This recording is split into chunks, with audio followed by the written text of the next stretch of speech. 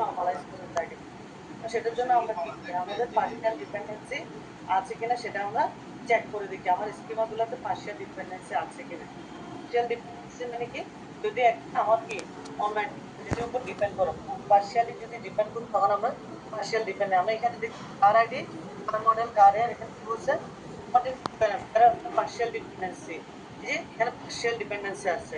কার ID দিয়ে আমি কার model, কার এর এগুলো পাচ্ছি। আবার সেলস আইডি দিয়ে সেলসম্যান আইডি, এখানেই তোমার অপোজিট প্রাইমারি কি থাকবে সেখানে দেখবা দুটো পার্সিয়াল ডিপেন্ডেন্সি আছে, দেখেই বোঝা যাচ্ছে। আর আইডি দিয়ে কিছুকে ডিফাইন করা হয়েছে, সেলসম্যান আইডি দিয়ে কিছুকে আমি ডিফাইন করেছি। তাহলে এখানে অবশ্যই পার্সিয়াল ডিপেন্ডেন্সি আছে, আমাকে সেটা কি করতে হবে, রিমুভ করতে হবে। যার কারণে রিমুভ করতে গিয়ে আমি কার আইডিটাকে প্রাইমারি কি করে দিলাম, বাকি সব ঠিক আছে, স্কিমাগুলো দিয়েছে। সেলসম্যান আইডি যেটা ছিল আমি নতুন একটা এন্টিটি ক্রিয়েট করলাম সেলসম্যান, সেলসম্যান আইডিটাকে আমি কি করে দিলাম, কি করে দিলাম, একটা নতুন এন্টিটি ক্রিয়েট করলাম, তার নাম দিলাম পার্সেল, যেখানে আমার কার আইডি এবং সেলসম্যান আইডি দুইটাই কাজ করবে, সেখানে ডিসকাউন্ট এবং ডিসকাউন্ট থাকবে। এটা বলছে এটা থার্ড নরমাল ফর্মে আছে কিনা দেখার জন্য। থার্ড নরমাল ফর্মে আছে কিনা আমরা কিভাবে বুঝি কি, যদি এখানে ট্রানজিটিভ ডিপেন্ডেন্সি থাকে। সো আমরা যদি একটু খেয়াল করি এটা অবশ্যই কি নরমাল ফর্মে যেতে হলে ট্রানজিটিভ। এখানে ডেট সোল্ড একটা নরমাল অ্যাট্রিবিউট, ডিসকাউন্ট একটা নরমাল অ্যাট্রিবিউট, দুইটা টুইন অ্যাট্রিবিউট একটা একটাকে যদি ডিটারমাইন করে তখন বুঝতে হবে এখানে ট্রানজিটিভ ডিপেন্ডেন্সি আছে। এখন আমরা কি করলাম, it's not in 3NF because there are transitive dependency exist. Transitive ডিপেন্ডেন্সিটাকে রিমুভ করার জন্য আমাকে এখানে কি করতে হবে, কাউকে আমার কি করতে হবে, প্রায়োরিটি দিতে হবে। ডিসকাউন্ট ইনপুট ডেট সোল্ডে গিয়ে আমি এখানে কি করলাম, ডেট সোল্ড আর ডিসকাউন্ট, ডেট সোল্ডকে আমি প্রাইমারি কি করে দিলাম, প্রাইমারি কি করে দিলাম, ডেট সোল্ডকে এটা সামনে হবে, এটা আমি ক্লাসে বলে দিয়েছিলাম, ডিসকাউন্টটা পরে হবে। আর কার সেলসের যে ডেট সোল্ডটা ছিল ডেট সোল্ডটা কি দিব, আমি চার্জ দিয়ে দিব, কারণ এটা ফরেন কি হিসেবে কাজ করবে। এটুকু কি ক্লিয়ার সবার?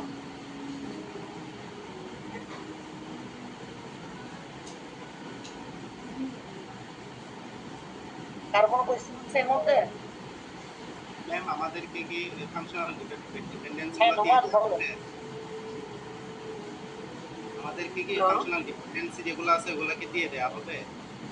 এগুলা এটা দিয়ে দিচ্ছি না তোমাদেরকে, না না, ওই যে প্রশ্নের মধ্যে মানে যেগুলা ফাংশনাল ডিপেন্ডেন্সি থাকবে এটা মানে কার সাথে কার রিলেশন এগুলো তো দিয়ে থাকবে না? জেনে নোমান আর বলো। হ্যাঁ নোমান বলো। ম্যাম আমার নেট ডিস্টার্ব করতেছে মনে হয়, ওই জন্য একটু হচ্ছে না। ম্যাম পার্শিয়াল ডিপেন্ডেন্সি গুলা কি প্রশ্নে দেওয়া থাকবে কিনা সেটা জিজ্ঞেস করতেছে না। FD1 FD2 হ্যাঁ এগুলো দেওয়া থাকবে, তো এগুলো না দেওয়া থাকবে তুমি বুঝবা কিভাবে? এখানে পুরাটা সলিউশনের আগ পর্যন্ত পুরাটাই কোশ্চেন, তোমাদের কোশ্চেনটাও এরকমই থাকবে। আমি যদি ফাংশনাল ডিপেন্ডেন্সি গুলো যদি বলে না দিই তুমি তো এটা নর্মালাইজ করতে পারবে না, ঠিক আছে? যদি এরকম হতো যে আমি তোমাকে বললাম যে আলাদা করে তুমি ফাংশনাল ডিপেন্ডেন্সি বের করবা, সেটা ডিফারেন্ট কেস, ঠিক আছে? বেশিরভাগ ক্ষেত্রে আমরা নর্মালাইজেশন যখন করি আমরা ফাংশনাল ডিপেন্ডেন্সি গুলো বলে দিই, ঠিক আছে? যেহেতু এই কেস সিনারিওটার সম্পর্কে তোমার জানা নাই, তুমি জাস্ট ইয়া থেকে শুরু করবা, স্কিমা ডায়াগ্রাম দিয়ে শুরু করবা, সেই জন্য এখানে কি করা হবে, ফাংশনাল ডিপেন্ডেন্সিটা বলে দেওয়া থাকবে। এটাই তো নুমান, তোমার কোয়েশ্চেন কি এটাই ছিল? হ্যাঁ ম্যাম এটাই ছিল। আচ্ছা এরপর আমি আবার ইয়াতে আসছি, সিলেবাসে আসছি, নর্মালাইজেশন। তাহলে নর্মালাইজেশন আমরা যে ট্রানজিটিভ ডিপেন্ডেন্সি কি, তারপর হচ্ছে পার্শিয়াল ডিপেন্ডেন্সি কি, ভয়েস কোড ডিপেন্ডেন্সি কি, এগুলো ডেফিনেশনগুলো ভালো করে দেখে নিবা। এরকম কোনো সিনারিও দেওয়া হইতে পারে, আশা করি নর্মালাইজেশন হয়ে গেল। তাহলে ERD, enhance ERD, scenario, schema mapping এবং নর্মালাইজেশন, এগুলো থেকে অবশ্যই কোশ্চেন আসবে। তাহলে এই চ্যাপ্টারগুলো সবাইকে পড়তে হবে। এবার আসি indexing and hashing. Indexing and hashing থেকে আমাদের CO4, আমি যদি আসি CO4 আসি, CO4 management security of the modern database system, ঠিক আছে? এটা হচ্ছে আমাদের ইন্ডেক্সিং অ্যান্ড হ্যাশিং থেকে আসবে। তাহলে ইন্ডেক্সিং অ্যান্ড হ্যাশিং থেকে আমি তোমাদের ইন্ডেক্সিং এর পরীক্ষা নিয়েছি, এর উপর পরীক্ষা নিয়েছি কোয়েশ্চেন প্যাটার্নগুলো বোঝানোর জন্য। ঠিক আছে? তাহলে ইন্ডেক্সিং এর মধ্যে আমরা কি পড়ছি? ইন্ডেক্সিং এর মধ্যে আমি যে স্লাইডটা তোমাদেরকে দিয়েছিলাম সেখানে জাস্ট প্রাইমারি কিছু জিনিস পড়তে বলেছিলাম, সব জিনিস পড়া লাগবে না, এটাও বলে দিয়েছি। প্রাইমারি ইন্ডেক্সিং কি, সেকেন্ডারি ইন্ডেক্সিং কি, এটা দেখবো। আর B+T ইনসার্শন, একটা আমি লিঙ্কও দিয়েছি তোমাদেরকে B+T সিমুলেটর দেখে দেখে শেখার জন্য। যে কোনো ডাটার জন্য তুমি এটাকে কিভাবে করবে, ম্যাক্সিমাম n এর ভ্যালু 4 এর জন্য শিখলেই হবে, এর চেয়ে বেশি লাগবে না। n এর ভ্যালু যদি 4 হয় তাহলে কি হবে 3টা, আর n এর ভ্যালু যদি 3 হয় কি হবে 2টা। ক্লিয়ার? এটা কি মনে আছে স্যার আপনাদের?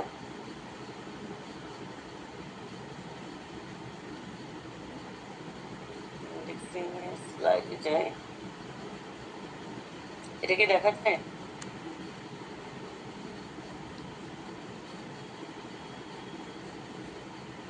দেখা যাচ্ছে?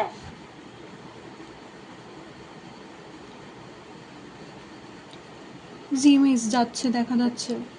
হ্যাঁ, এটা ডাটা দেওয়া আছে, আমি ডাটাগুলোকে ইনসার্ট করবো। এটা তো তোমরা এক্সাম দিয়েছো। এটা কি বুঝতে পারি না এরকম কেউ আছে? B+Tটা বুঝতেছি না, B+T বুঝি না এরকম কেউ কি আছে? আমার মনে হয় সবাই থাকার আছে। কথা। এখানে আমাকে ডাটাটা কিভাবে দেওয়া হচ্ছিল ইনসার্শনে? কিছু তো বুঝি না মিস, স্টেপ বলতেও বাই স্টেপ পারেন। এখানে করে দেওয়া হচ্ছে 1 3 5 7 9 4 6 8 10 একটা ডাটা। এখানে এর ভ্যালু তোমাকে এখানে বলে দেয় না, কিন্তু তোমাকে এর ভ্যালু বলে দেওয়া থাকবে। সাপোজ এখানে 3টি ঘর মানে এর ভ্যালু হচ্ছে 4, টি হচ্ছে কয়টা 3টা। তাহলে সে প্রথমে 1 ইনসার্ট করলো, 1 ইনসার্ট করে স্পেস আছে সে ইনসার্ট করে ফেললো, 3 ইনসার্ট করলো, 5 ইনসার্ট করলো, তাহলে পরপরে ইনসার্ট করা হয়েছে। তাহলে ইনসার্ট করলে আমার এই জায়গাটাতে আসে আমরা 1 3 5।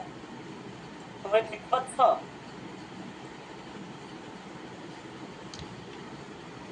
এবার 7 আসে তাহলে আমাদের এটা কি ওভারফ্লো হয়েছে, তাহলে 7 তো আমি এখানে রাখতে পারবো না, তাহলে আমার কি হবে এটাকে স্প্লিট করতে হবে। আমি এটাকে বরাবর স্প্লিট করবো, তাহলে 1 3 আর 5। তাহলে যদি স্প্লিট করি 1 3 টা লেফট সাইডে চলে আসবে, 5 এর সাথে আমার 7 কে দিতে হবে। এটা আমি এখানে ইনসার্ট করবো, সব এটা পরে রাইট সাইডে চলে আসবে। এবং আল্লাহ। এখানে যেটা ছিল মাঝ বরাবর যেটা বলছি, আমি স্প্লিট করবো 1 3 5 7, 5টা এখানে উপরে চলে আসবে।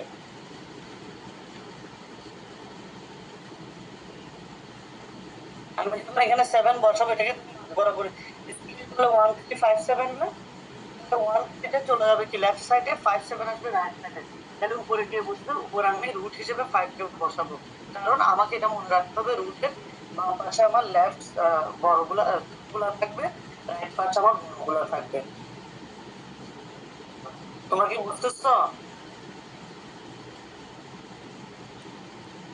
1 3 5 7, আমি এখানে 1 বসালাম, 3 বসালাম, বসালাম, 7 থেকে বুঝতে পারবে না যাবে বসালাম।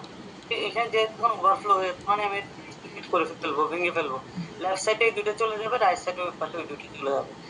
এখান থেকে রাইট সাইডে যেটা বসবে তার ভ্যালুটি আমার এখানে চলে আসবে, উপরে চলে আসবে।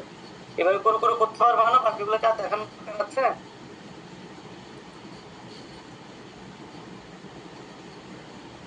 এটা হবে দেখে ভাবি, তার 9 আসছে, 9 এখানে 5 7 9 এখানে বসে যেতে পারে খুব সহজে, কিন্তু 9 বসে গেল, কোনো সমস্যা নাই। আবার আমি যখন 9 এর পরে কত আসছে 2 আসছে, 2 কিন্তু এদিকে বসে যাবে 1 2 3 5। বসানোর সময় আমাকে হয়তো এটা মেনটেন করতে হচ্ছে ছোট থেকে বড় দিকে, স্পেস ছিল সেই কারণে এটা বসছে। এখন এখানে যদি আমার আর কেউ আসে, এখানে কোথাও কিন্তু স্পেস খালি নাই। এখন যদি এই আসে 4 আসে কি হয়, যখন আসলো আমি যখন 4 ইনসার্ট করছি তখন আমার এটা কি হয়ে যাবে, 4 কোন দিকে আসবে, 3 এর পাশে আসবে, 3 4। তাহলে আমার কি হবে, আমি 1 2 পরপর যদি মাঝ বরাবর ভাঙি তাহলে 1 2 3 4, 3টা উপরে উঠে যাবে, 3 আর 4 এই পাশে থাকবে, 3 উপরে উঠবে নিচেও থাকবে। এটুকু ক্লিয়ার? এবং নিচের দিকে যেগুলো লিফ নোট আছে এগুলোকে অবশ্যই তোমার একটা চিহ্ন দিয়ে দেখাই দিতে হবে। বুঝতেছি আমরা? বাকিগুলো এভাবে হবে। বিপি সিমুলেটর দিলে এখানে তোমরা দেখতে পারবা। আমি বি+3 সিমুলেটর গুগলে গিয়ে সার্চ দিয়ে দেখবে একটা লিঙ্ক আসবে, ইউনিভার্সিটি অফ চিকাগো মনে হয়, ওখান থেকে এটা দেখতে পারবা। আমি দেখিয়েছিলাম ক্লাসে। আচ্ছা, এরপরে যে আমরা হ্যাশিং এর যাই, আমি এটা করছি না, তোমরা এটা করে নিও, ঠিক আছে? তো কোনো সমস্যা থাকলে আজ করতে পারো। হ্যাশিং থেকে আমরা কি করবো, বাকেট জিনিস তোমাকে বুঝতে হবে। যদি তোমাকে একটা হ্যাশ করতে, তোমাকে একটা হ্যাশ ফাংশন বলে দিবে, প্লাস তোমাকে বাকেট সাইজটা বলে দেওয়া থাকবে, এবং ওই বাকেট সাইজে হাউস কতগুলো থাকবে সেটা তোমাকে বলে দিবে। বাকেটে হাউস বলতে বাকেটের ব্ল্যাঙ্ক সাইজ কতটুকু সাইজ হবে সেটা বলে দিবে। এটা কি 2টা হবে না 3টা হবে সেটা তোমাকে বলে দেওয়া থাকবে। আমি কি কি পাবো, হ্যাশ ফাংশনটা পাবো, বাকেট সাইজটা আমাকে বলে দেওয়া থাকবে, নাম্বার অফ বাকেট আমাকে বলে দেওয়া থাকবে। यार এটুকু জিনিস,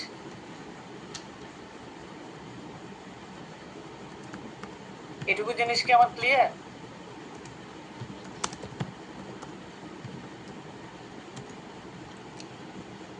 আমার কথা কি ক্লিয়ার? কেউ শব্দ করে না? জি মিস। শব্দ না করলে কেমন ইয়েস পাবো মিস, তোমাদেরকে? ক্লিয়ার। আচ্ছা, এখানে একটা জিনিস আমাকে মনে রাখতে হবে, হ্যাশিং এর ওভারফ্লো চেইনিং।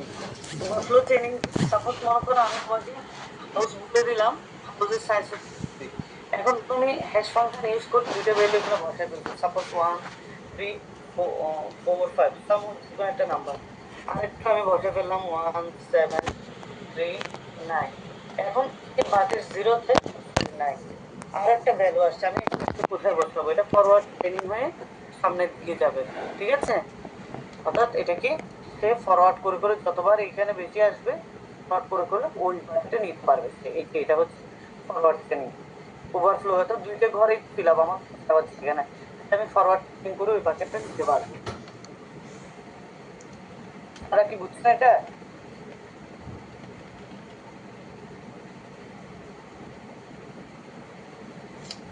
এখানে একটা হ্যাশিং দেওয়া হচ্ছে, তোমাকে হ্যাশ ফাংশন বলে দিয়েছে সাম অফ ডিজিটের আইডি।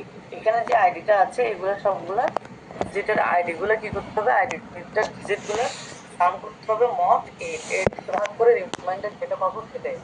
বাকেট আমাকে কয়টা বলে দিচ্ছে এখানে? এখানে আমাকে 7টা বাকেট বলে দেওয়া আছে। বাকেট নাম্বার বাকেট বলে দেওয়া হচ্ছে তোমাকে, বাকেটের সাইজ, এখানে বাকেটের সাইজ কয়টা?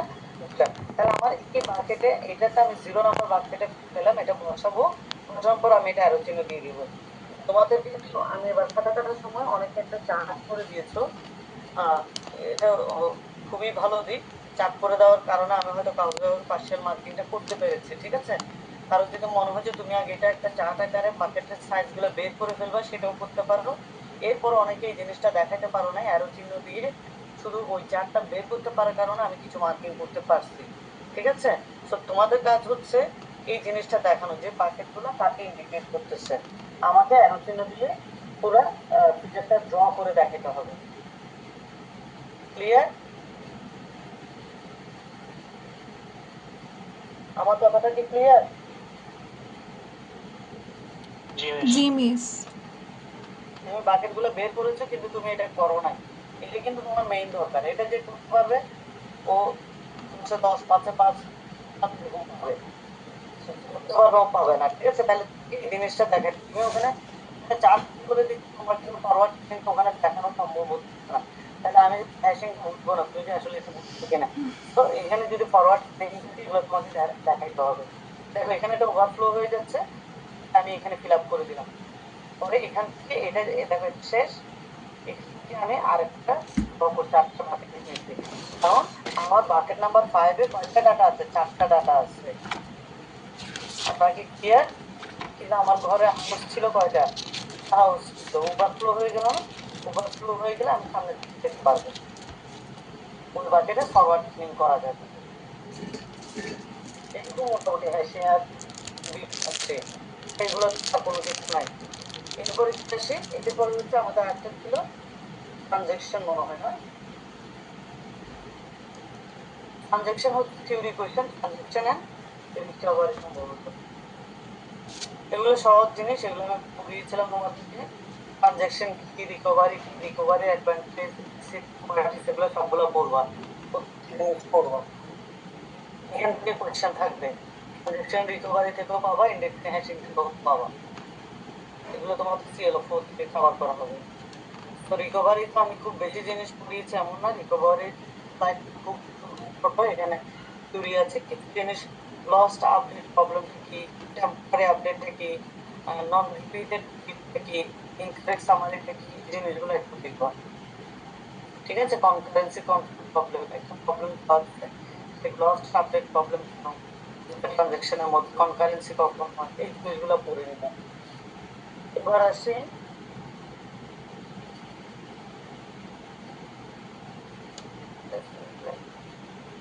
ট্রানজাকশন রিকভারি বললাম, ইন্ডেক্স বললাম, হ্যাশিং বললাম, নরমালাইজেশন শেষ। আচ্ছা, এবার আসেন এসকিউএল কোয়েরি। এসকিউএল কোয়েরির জন্য তো এটা বলতে হবে না।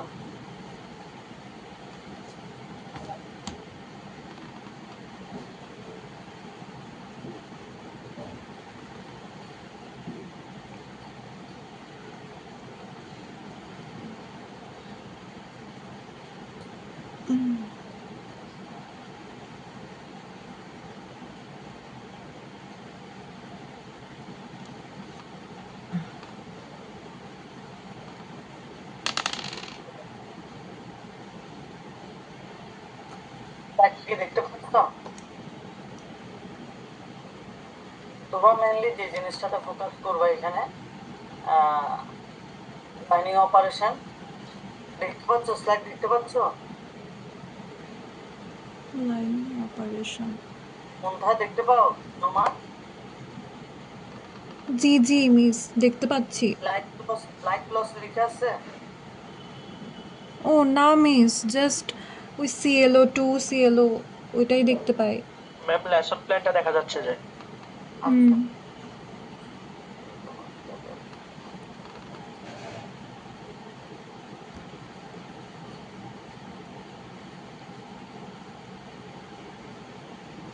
এখানে তোমাদের যে লাইট লস অপারেটরটা কাজ কি সেটা দেখবা, এগুলো দেখতে হবে। আমি একটু সামারি করে বলতেছি, এগুলো লাগবে, অর্ডার বাই লাগবে, ascending descending between in operator, এই জিনিসগুলো টানতে হবে। ঠিক আছে, সাব কোয়েরি বুঝতে হবে, অ্যাগ্রিগেট ফাংশন, অ্যাগ্রিগেট ফাংশনে অ্যাভারেজ, মিন, ম্যাক্সিমাম, এই জিনিসগুলো লাগবে, কাউন্ট লাগবে। এরপর আমরা আরেকটা কি পড়েছিলাম বলো তো? অল অপারেটর পড়েছি না? অল অপারেটর হাইয়েস্ট ভ্যালু হলে গ্রেটার ইকুয়াল অল, আর সবচেয়ে লোয়েস্ট ভ্যালু যখন জানতে চাওয়া হয় লেস ইকুয়াল অল। এই অল অপারেটরের কাজটা করতে হবে। সাবকোয়ারির সাথে পার্সেন্টেজ, অ্যাভারেজ, অর্থাৎ অ্যাগ্রিগেট ফাংশন, সাবকোয়ারি, ফাইন, এই জিনিসগুলো লাগবে। Greater equal all, less equal all, এই জিনিসগুলো মোটামুটি পারলে বাকি জিনিসগুলো হচ্ছে সহজ জিনিস। In operator, between operator, highest. আচ্ছা, এরপর হচ্ছে DML, রো ইনসার্ট করা, ডিলিট করতে পারা, আপডেট করতে পারা, এই কোয়ারিগুলো দেখবা। নর্মাল যেগুলো কোয়ারি এগুলো তোমরা একটু জাস্ট রিডিং করে আসলেই হবে, এগুলো আশা করি এখন আর কঠিন কিছু না। ঠিক আছে, এবার বলেন আর কোথায় সমস্যা আছে বলেন।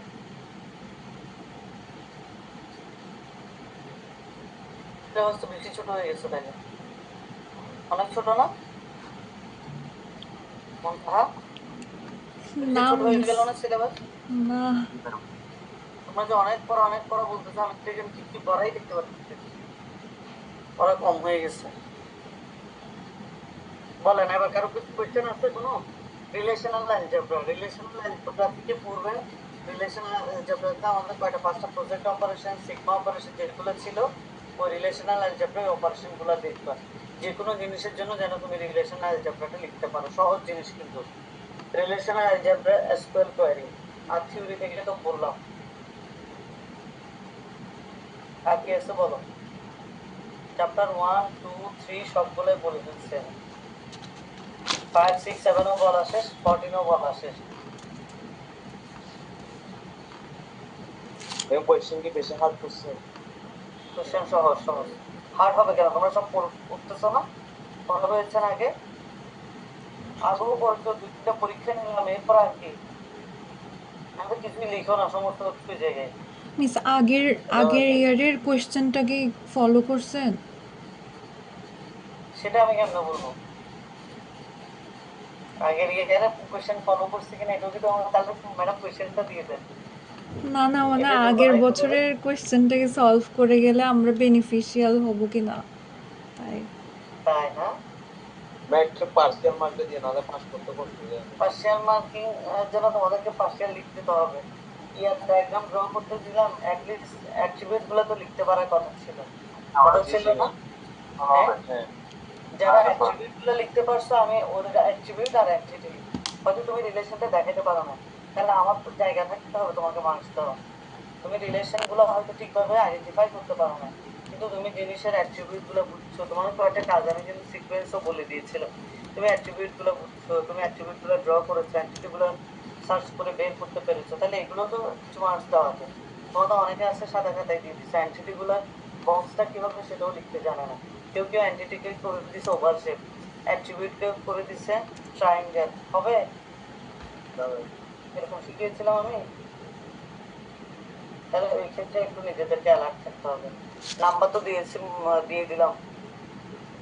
শুধু বি সেকশনে মনে হয় তোমাদের সবারগুলো ইনপুট দেওয়া হয়নি দেখে দিতে পারি না, দেখি ইনশাল্লাহ কালকের মধ্যে দিয়ে দিব। জি ম্যাম দাঁড়া এটা ফার্স্ট সিস্টেম মার্কটা তো হ্যাঁ হ্যাঁ দিয়ে দিব। খাতাটাতে কাটা শেষ, ইনপুট দেওয়া শেষ, যে বাচ্চা একটু দেখেন আগে তোমাকে দিই। কারো কোনো কোয়েশ্চেন না থাকলে আমি তোমাদের সত্তর ইনপুট দেওয়া তাহলে দেখাইতে পারি আজকে। একটু একটু দেখান দেখান দেখতে হবে না সিস্টেম শেষ, আর কার কোনো কোয়েশ্চেন নাই? আর কোনো কোয়েশ্চেন নাই? সবই তো বলে দিচ্ছে। হ্যাঁ, আর কিছু জানার আছে কিনা বলো।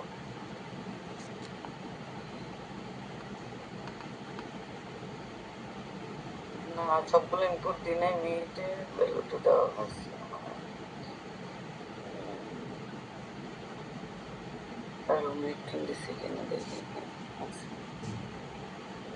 আচ্ছা আমি এখানে